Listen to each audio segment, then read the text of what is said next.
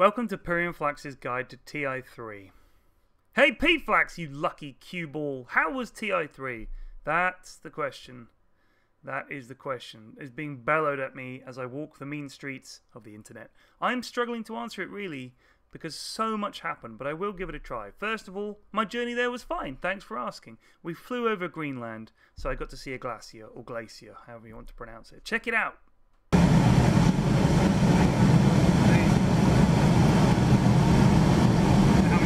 Years old that is.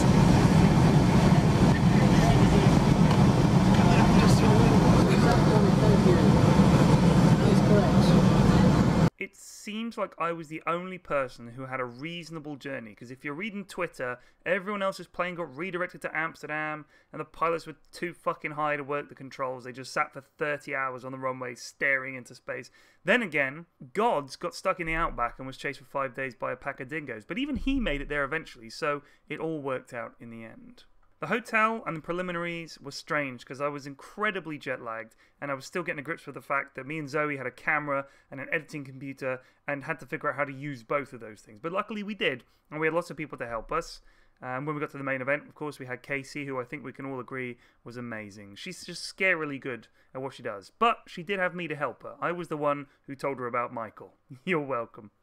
The other thing was that we were eating and living right alongside the players, since they put us all in the same hotel. So the players were looked after to such an extent they even had their own laundry done for them. Here are the team's laundry bags ready to be laundered, and here are the stinky teams who did not wash their clothes. Stinky poo! It was nice to see the players just hanging out and just relaxed, watching each other's games, which they did a lot of. A lot of them are friends, so you get a better idea of the fact that this is a pretty tight-knit community. And the teams are really incestuous. They're all over the place. A lot of them have been teammates, or they will be. And they also have a lot of sex with each other. I mean, come on, the moment I said incestuous, that's what you were thinking. And you're right.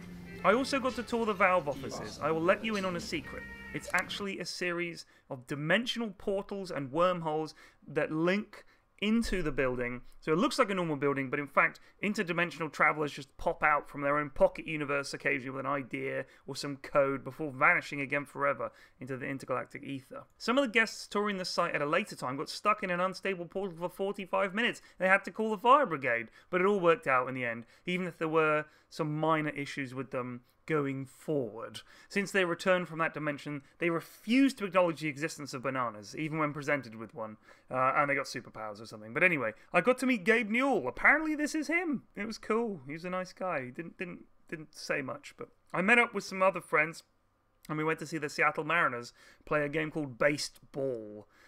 They lost by a record margin to the Toronto Blue Man Group. Here is a highlight for you.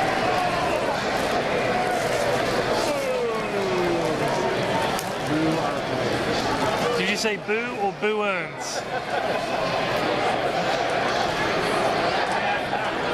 Oh no, it's a double play ball. Come on. Oh, you suck. Benaroya Hall itself was amazing. The lobby area was just the right size to fit a few thousand people in, as well as all the other stuff they had. Well, it wasn't really, but we made it work.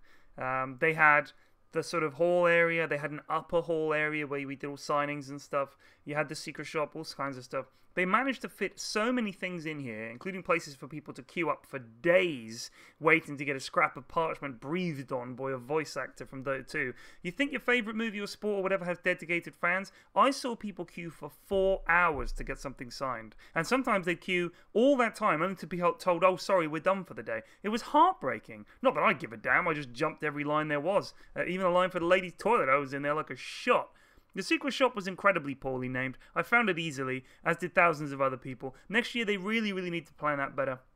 Put it in a totally different city, or don't have one, but advertise one. The ultimate secret shop. We got to see the documentary called Free to Play, which is a great moment. Here is a short excerpt, very short excerpt, with crowd reaction.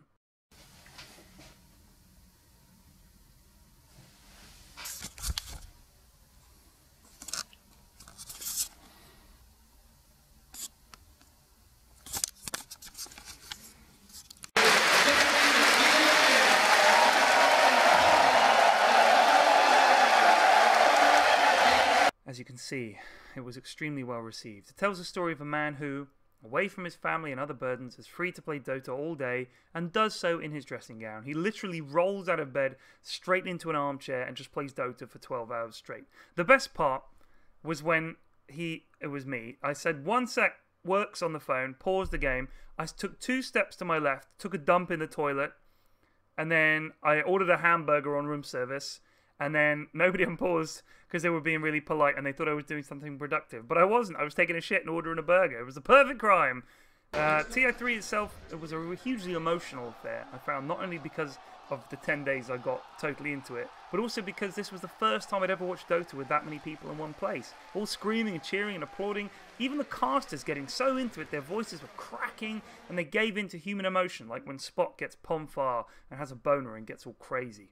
It was also more time I spent working with Valve. After the announcer pack, I did this as well, so it was great because they're lovely guys. They like to keep it low profile, so I'll keep it brief. You guys are the best, and I cherish you all deeply, perhaps more than my own children. I mean, look at this.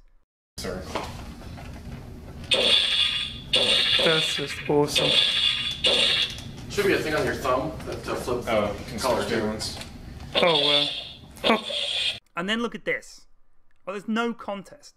Right? No contest. Valve wins every time. I get a special all-access pass that said production on it. Okay, I ate lunch next to a cameraman, the manager of Na'Vi, and a Nuxie. At the after-show party, I was allowed into the VIP area. They had a free bar. Sadly, my reading skills meant I wasted half an hour drinking non-alcoholic clarity potions before a kindly Ukrainian pointed the way to the unstable concoction and drunken madness. In the hall where we were waiting for before the games, there were people asking me to sign things. I signed mouse mats and posters and t-shirts. People wanted their picture taken with me. It was like being a famous person for a few days. It was utterly surreal. I spent the last 2 days of the trip just wandering around, being just absolutely nobody again, just like normal. Because in the grand scheme of things, that's all I am. I'm just a regular dude. But for those few days in August, it was just so much fun. And it was one of the best times I've ever had. There were some highlights that stay with me. Bulba's reaction to beating LGD. Admiral Bulldog pounding the desk as the Ancient crumbled in the final match. Dendi trolling Puppy in the All-Star game. Bruno channeling gods through a crystal ball. The Korean casters opening my eyes to the true potential of the Screamcast. Collecting all the cards and plushies that I could. The backstage crew. The Enigma in the crowd. The Ogre Magi guys running up and down the aisle when Ogre got picked. The artists, the voice actors, and above all, the Dota 2 fans. I could not believe how many happy people there were in one place. Watching TI2 from home was when I met the girl of my dreams, but TI3 was when I married her. Thanks, guys.